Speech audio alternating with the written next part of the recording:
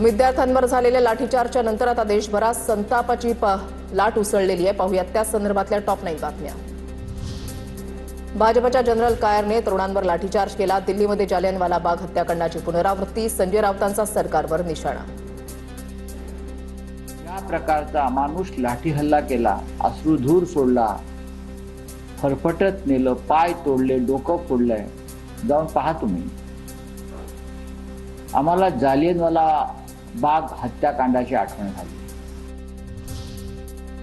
मोदी का लोकतंत्र असं म्हणत लाठीचार्जचा संजय राऊतांकडून व्हिडिओ ट्विट। सोमवारी विद्यार्थ्यांवर झालेल्या लाठीचार्जचा निषेध।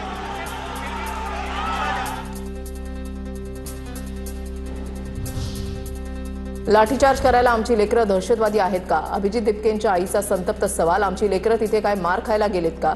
व्हिडिओ पाहून डोळ्यामध्ये पाणी येतं। दिपकेंच्या आईची भावूक प्रतिक्रिया।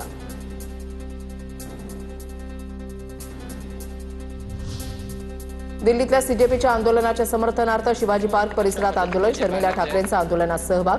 आंदोलनात महिलांचा मोठ्या संख्येनं सहभाग।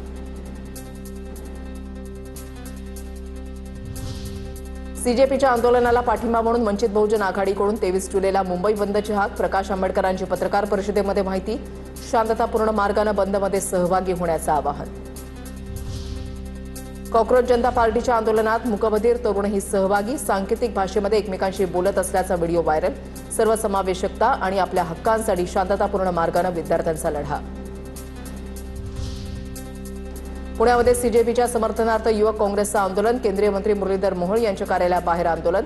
युवक काँग्रेसच्या आंदोलकांची सरकारच्या विरोधात जोरदार घोषणाबाजी। पुणे पोलिसांकडून युवक काँग्रेसच्या कार्यकर्त्यांची धरपकड। भंडाऱ्याच्या मोहाडीमध्ये सीजेपीच्या समर्थनार्थ मोर्चा। शेकडो विद्यार्थ्यांच्या उपस्थितीमध्ये सर्वपक्षीय मोर्चा। मोर्चेकऱ्यांकडून मोदी सरकारच्या विरोधात प्रचंड घोषणाबाजी।